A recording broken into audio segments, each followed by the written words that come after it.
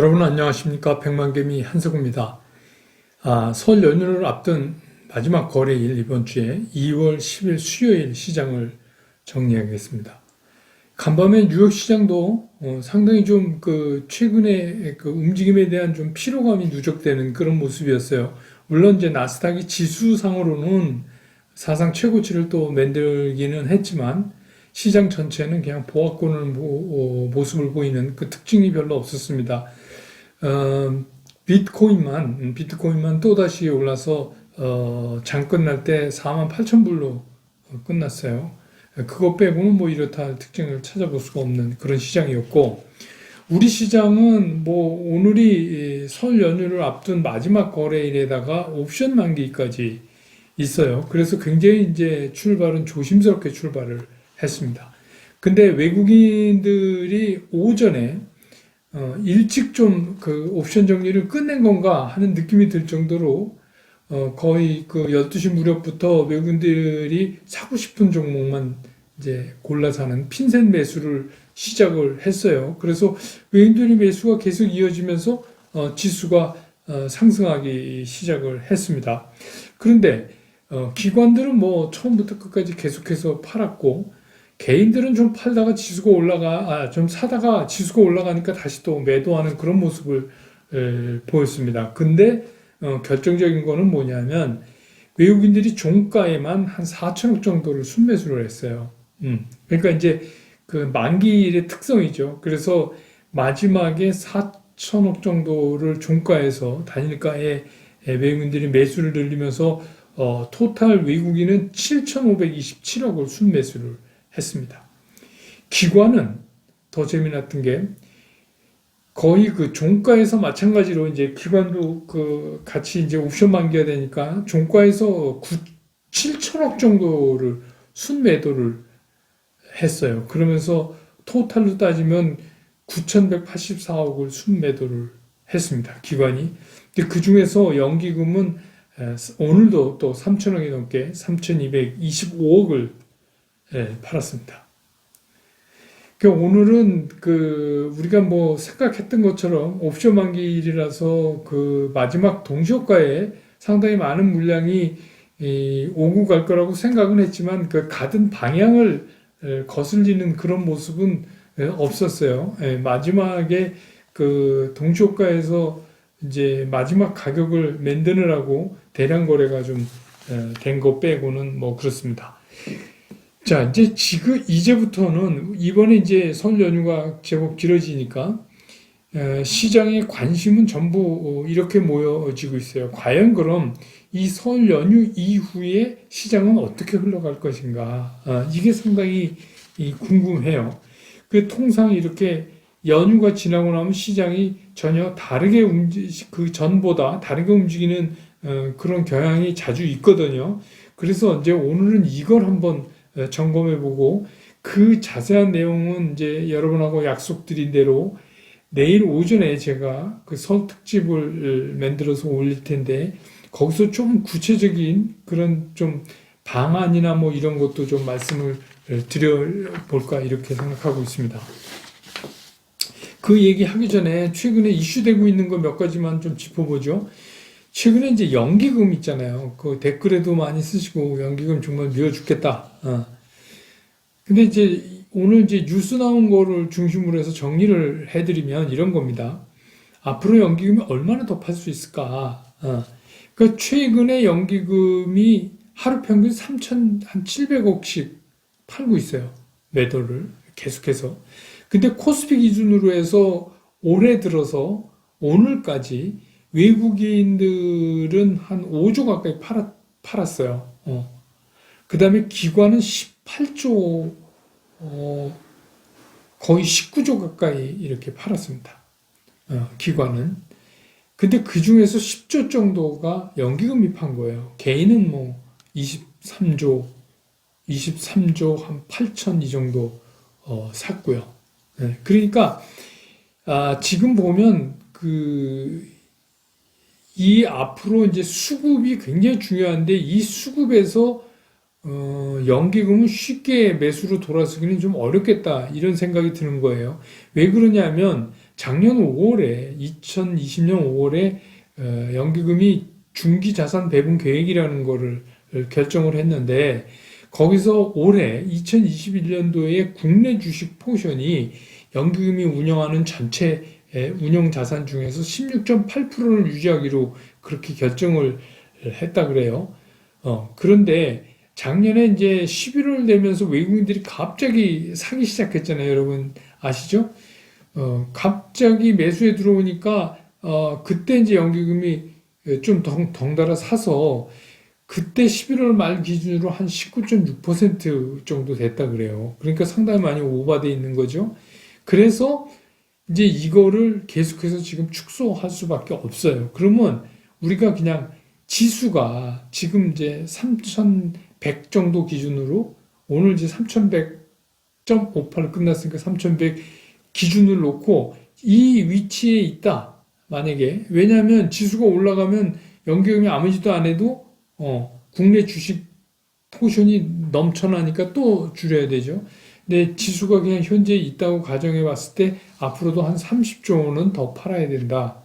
이런 얘기가 나옵니다. 그래서 이거를 다른 사람이 이걸 이래라 저래라 할 수 없죠. 왜냐하면 연기금도 이게 스스로 운영을 하는 거고 또 연기금 운용에 관한 성과에 관한 책임을 스스로 지는 거기 때문에 연기금이 우리 시장을 위해서 이렇게 해달라 이럴 수는 없는 거지만 근데 이제 좀 의문이 좀 요런 게 시장 변화에 따라서 탄력적으로 운영될 수 있는 시스템은 없을까?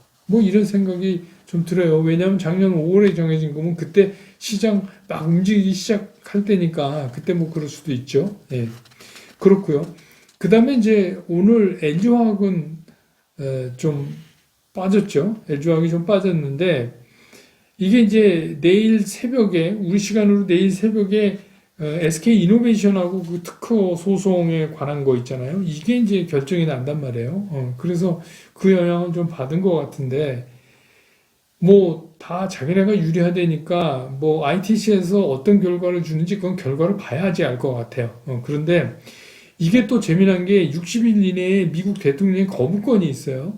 그런데 아시지만 이제 SK 이노베이션 같은 경우는 미국 내에 공장 짓고 막 이러고 있잖아요. 그것도 이제 고용인데 거기 찬물 껴는 거를 미국이 할까 이런 생각도 들고 하여튼 이거는 내일 새벽에 발표된다고 그래서 그게 종결되는 건 아닙니다. 계속 진행해야 될 그런 사안이 뒤에 뒤따르고 있어요. 또 그거 이후에 쌍방간의 합의를 볼 수도 있는 거고요. 예. 자, 그럼 이제 다시 시장 얘기를 하죠. 제일 이제 우리가 시장에서 앞으로 중요하게 보고 금년도 상반기에 우리가 따져봐야 될 게 뭐냐면은 수급이에요, 수급. 수요와 공급. 그러니까 그 어떤 재료도 수급에 우선할 수 없다. 이런 말이 이제 주식시장에 있잖아요.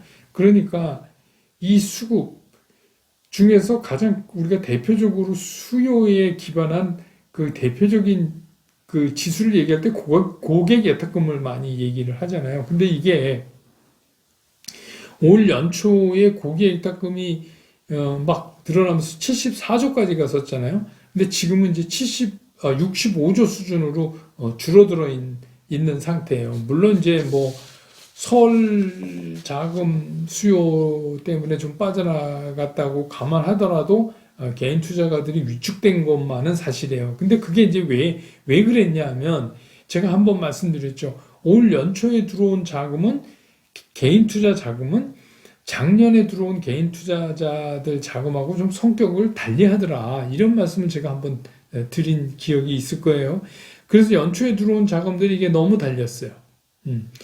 그러다 보니까 이제 요즘과 같은 이제 제자리 뛰기를 하는 거죠. 그리고 이제 박스권에 갇혀 있으니까 이때 들어온 자금들은 이게 주식시장이 늘 작년 같을 거라고 생각했을 자금들이 많다는 거죠. 그러니까 그런 면에서 보면은 설 이후에 이 고객 예탁금이 다시 회복되느냐, 그 다음에 회복되는 속도는 어느 정도일까, 이런 것들을 우리가 면밀히 봐야 되는 거예요. 그러니까 우리가 추석 연휴 지나고 갑자기 이제 장이 회복되고 그랬잖아요. 그런 거랑은 좀 다릅니다. 이번 연휴는 이게 그 어느 정도 속도로 어느 정도만큼 늘어나느냐 이거는 우리가 좀 지켜봐야 돼요. 근데 이게 이제 작년처럼 녹록지가 않을 것 같다.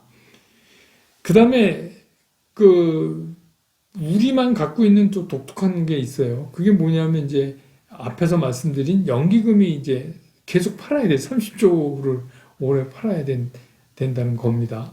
그러니까 그것도 이제 이게 별로 좋은 시그널이 아니죠.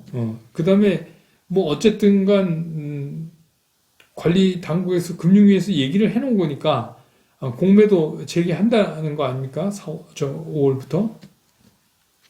그러니까 이런 것들이 전부 이제 우리만 갖고 있는 이벤트예요. 미국이나 이런 데랑 다르게 그런 문제가 있어요. 근데 이제 좋은 쪽, 우리의 좋은 쪽에서의 것들은 어떤 게 있냐면 이제 미국에 지금 얘기되고 있는 이제 부양책, 그게 조기 실효돼서 뭐 2월 말이나 이렇게 해서 조기 실효돼서 1조 9천억 달러가 풀린다 추가로.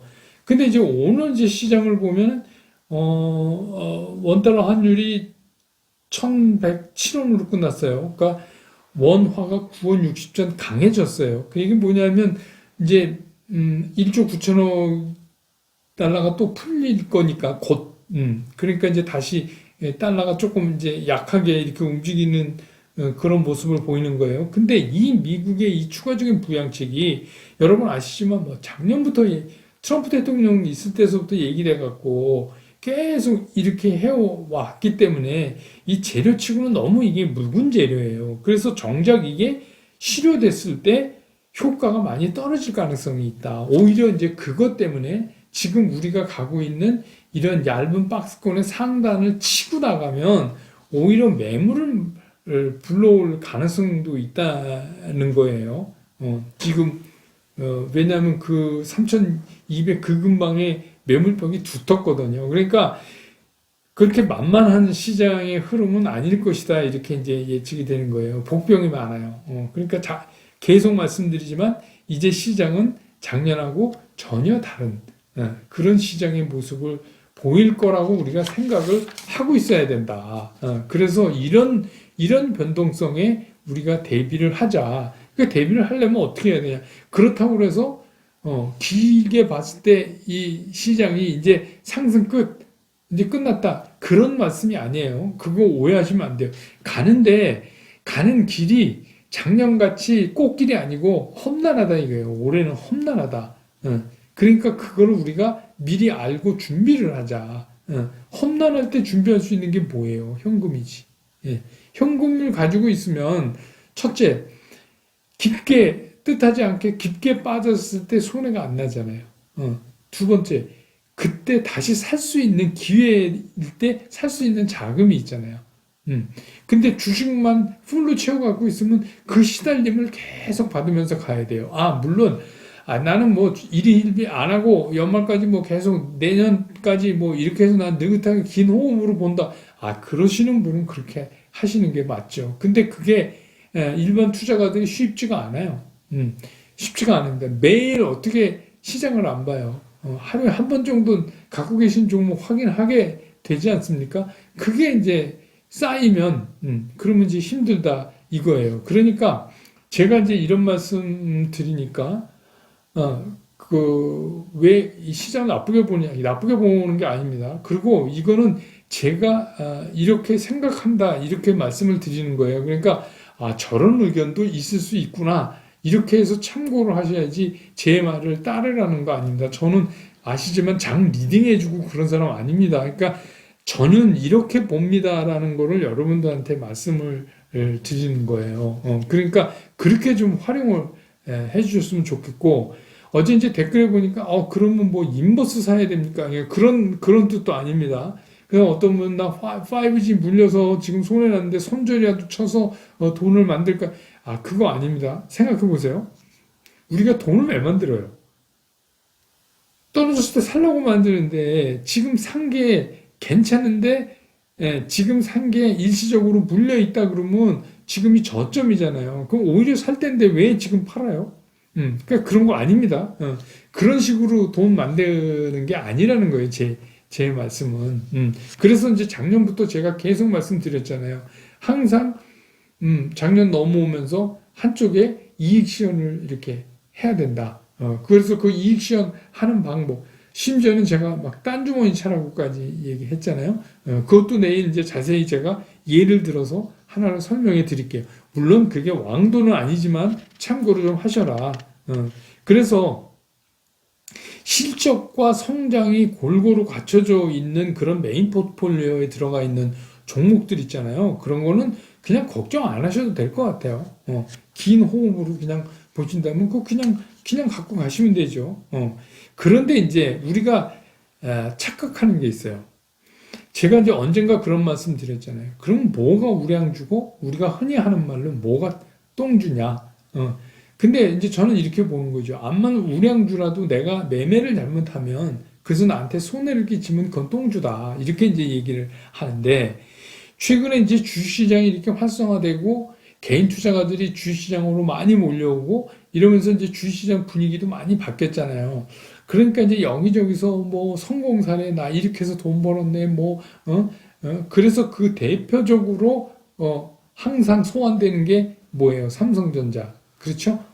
삼성전자를 십몇 년 동안 가지고 있어서 이렇게 부자가 됐네. 뭐 이렇게 이제 하니까 우리는 이제 어떤 생각을 하냐 하면 이게 그 TV 드라마에서 오는 착각 같은 거죠. 왜 제가 한번 말씀드렸죠? 성격 좋고 얼굴 잘생기고 공부도 잘하고 그런 애는 돈이 없고 그 다음에 돈이 많은 애는 성격도 나쁘고 인물도 못생기고 공부도 못하고 근데 실제로는 그렇지 않다. 그건 작가가 쓴 거다. 그런데 이제 우리가 그런 이제 착각에 빠진 때가 있는 거예요. 그러니까 여러분 한번 보세요. 그래서 삼성전자는 안 파는 주식이다. 이렇게 생각한다는 거죠. 근데 작년을 한번 복귀해 보면 작년에 삼성전자가 11월 전까지 얼마나 우리를 힘들게 했어요.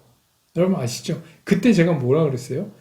이거는 외국인들이 들어와서 환율이 원화 강세 쪽으로 방향을 틀면서 외국인들이 들어와야 삼성전자는 그때 오를 겁니다. 이렇게 말씀을 드렸잖아요. 그리고 정말로 그렇게 됐잖아요. 왜 그러냐? 이 삼성전자는 회사가 나쁘다는 게 아니에요. 우리나라 최고의 회사 맞죠? 앞으로도 돈도 무지 벌 거예요. 근데 이거는 계속해서 못 가는 이유가 있어요. 그게 왜 그러냐면 지수 장악률이 너무 높아. 삼성전자가요. 지수를 연관성이 제일 시가총액이 크잖아요. 그러니까 어떻게 되냐면 외국이나 기관 투자가들의 타겟이 될 수 있는 거예요. 어떤 타겟? 파생과 연결된 여러 가지 상품들의 타겟이 될 거예요. 얘만 꽉 잡고 흔들면 자기네 쪽으로 유리하게 끌고 올 수 있어요. 그러니까 어떻게 돼요? 오히려 기관과 외국인들은 이 삼성전자의 전체는 아니지만 일부분을 가지고 아주 짧은 매매를 하고 있다는 거예요. 그러니까 여기서 한번 생각을 해보시라 이거예요. 삼성전자는 절대로 파는 종목 아니다. 이 세상에 절대로 파는 거 아닌 종목은 없어요. 없습니다. 주식 투자를 왜 합니까? 돈 벌려고 하는 거 아니에요? 여러분들이 지금부터 삼성전자를 십몇 년 동안 모아갖고 부자가 되셔가지고 매스컴에 나가서 간증하시려고 주식 투자합니까? 그거 아니에요. 주식 투자는 굉장히 정확하게 목표를 가지고 아주 사실적으로 해야 됩니다. 그럼 삼성전자 일부를 가지고도 빠른 매매를 할 수 있어요. 외국인의 기관들이 다 그렇게 하는데 왜 우리가 안 하고 삼성전자는 절대 안 파는 종목이다. 그래서 또 오해하실까봐 삼성전자 팔라는 얘기 아닙니다. 예를 들자면 우리가 너무 어떤 종목의 그 색각을 이렇게 몰아갈 경우가 있다는 거죠. 그게 왜냐하면 작년부터 이어지면서 지금 많은 투자자들이 생각이 그렇게 돼 있어요. 근데 이제 올해 지나가는 시장은 그렇지 않을 것 같다는 제 생각에 그래서 너무 우리가 그런 도구마에 빠져 있으면 안 되는 거 아니냐. 그 어떤 종목도 필요하다면 일부분을 가지고 짧은 매매를 기술적 매매를 할 필요가 있다. 그런데 난 그런 것도 못하겠고 실력도 없고 귀찮고 두렵고 그러면 그냥 갖고 계시면 돼요. 그러면 그냥 뭐 이제 시간이 또 지나면 또 삼성전자 또 갈 겁니다. 근데 이제 이걸 아셔야 돼요. 삼성전자가 뭐 최근에 산 분들은 많고 말고 작년에 그 11월 전에 산 분들은 암만 조금 먹었어도 40% 이상 먹었어요. 지금 가격에서도. 그걸 이제 우리가 기억해야 된다. 그 얘기는 뭐예요? 외국인이나 기관도 똑같은 입장입니다. 그럼 걔네들이 지금 11, 12, 1 그래서 3개월에 40%가 남았는데 그거 안 때려요? 그거 일부 때려요. 왜? 자기네가 필요할 때. 어떤 때? 지수 누를 때. 그게 자기네가 유리하다고 생각할 때. 그럼 팔잖아요. 그럼 우리는 뭐예요? 그냥 맨날 올라갔다 내려갔다 불안했다. 좀 안심됐다. 이러다 마는 거예요. 그 종목이 나쁘다는 얘기가 아니라 그렇게 가니까. 그럼 우리도 그 변화에 빨리 적응해야 된다. 그리고 올해는 작년처럼 무조건 갖고 있으면 몇십 프로씩 먹여주는 그런 장 아니다. 제가 말씀드렸잖아요. 그런 장 아니에요. 그러니까 작년에서부터 여기까지 해서 지금 3천 위로 끌고 왔기 때문에 이제부터 가는 시장이 작년같이 갈 수가 없어요. 그러니까 그거를 우리가 생각을 좀 해야 된다. 그 다음에 설 연휴 이후에 우리가 한번 생각해 보자 이게요. 내년은 우리나라만 갖고 있는 독특한 이벤트가 굉장히 많은 거예요. 또 뭐냐? 첫째, 4월에 보선이 있어요. 보궐선거. 그 보선의 결과에 따라서 상당히 정치적 이벤트가 생길 개연성이 있어요. 주식 투자하는 분들이라면 이 정도는 생각하셔야 돼요. 만약에 그 여당이 실패했다. 그러면 다른 이슈를 해놔야 되잖아요. 4월 보결이 끝나자마자 대통령 선거는 1년도 안 남아요. 그거 아십니까? 시간이 많이 없어요. 그러면 어떻게 돼요? 계속 정치적 이슈가 터질 거예요. 진 거를 커버하는 이슈, 이긴 거를 더 팽창시키는 이슈, 이런 것들이 계속 터질 거예요. 그 이슈가 뭐 예를 들어서 대권 주자 누구 관련주 이런 얘기를 하는 게 아니라 그 이슈가 터질 때마다 거기에 따르는 정책이 따라와요. 그러면 그 정책 때문에 시장이 막 변동을 부린다는 겁니다. 내일 제가 몇 가지 예를 들어 드릴게요. 선특집에서. 그러면 예전에 주식 투자 안 할 때는 그런 거 신경 안 쓰셨지만 이제는 그런 것도 신경 써야 돼요. 그래서 어떻게 해요? 내년 3월이잖아요. 대통령 선거가. 그럼 멀리 남은 게 아니잖아요. 그러면 보궐선거 끝나면 그다음부터 완전히 그 정치적인 이슈들 때문에 시장이 시시때때로 흔들릴 거예요. 그거 우리가 또 하나 겪고. 그 다음에 이제 공매도 어찌됐건 재개되는 거 아닙니까? 코스피 200, 코스닥 150이면 그냥 다예요. 80몇 프로니까 다 한 거랑 마찬가지예요. 누가 무슨 조그만 거, 뭐, 그 공매도 쳐서 뭐 얼마나 먹겠어요. 그거 아니거든요. 그러니까 공매도 이것도 이제 녹록지가 않아요. 그러니까 뭐냐? 정신 차리고 가자는 거예요. 제 얘기는. 이거는 작년이랑 이 시장이 너무 다르다.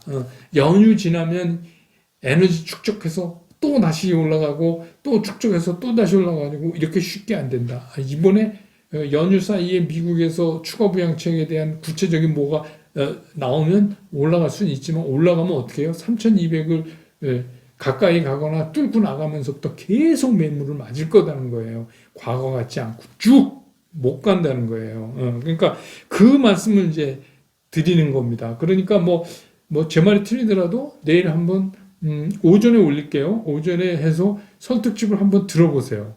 그러면 저렇게 보는 시각도 있구나 시장을 그런 거로는 뭐 여러분하고 생각이 다르더라도 그러니까 제 의견을 말씀드려서 이게 이제 혹시 여러분들 그 매매하는데 도움이 되시지 않을까 하는 생각에서 이제 제가 말씀을 드리는 거거든요. 그렇다고 시장이 막 엄청나게 폭락하고 그런 것도 없지만 상당히 힘들게 끌고 갈 가능성이 크다 이런 겁니다. 근데 이제 여러분들 생각하고 틀리다고 그래서 뭐 댓글에다 욕하고 그러지 마세요. 그냥 적당히 하세요. 그냥 뭐 아닌 건 좋은데 욕하는 분이 가끔 계셔가지고 제가 얼른 지우는데 참 뭐 이게 이런 얘기하면서 나이 탓하면 좀 뭐하지만 제가 뭐 이렇게 막 욕먹고 그럴 나이도 아니잖아요. 그러니까 그냥 이런 거예요. 담백히 이런 시각도 있구나라는 거를 한번 기억해 주시면 좋겠다. 이런 생각입니다. 그래서 내일 설 연휴 기간 동안, 연휴 기간 동안 천천히 보세요. 그리고 저는 내일 오전에 정리해서 선 특집으로 다시 돌아오겠습니다. 여러분 고맙습니다.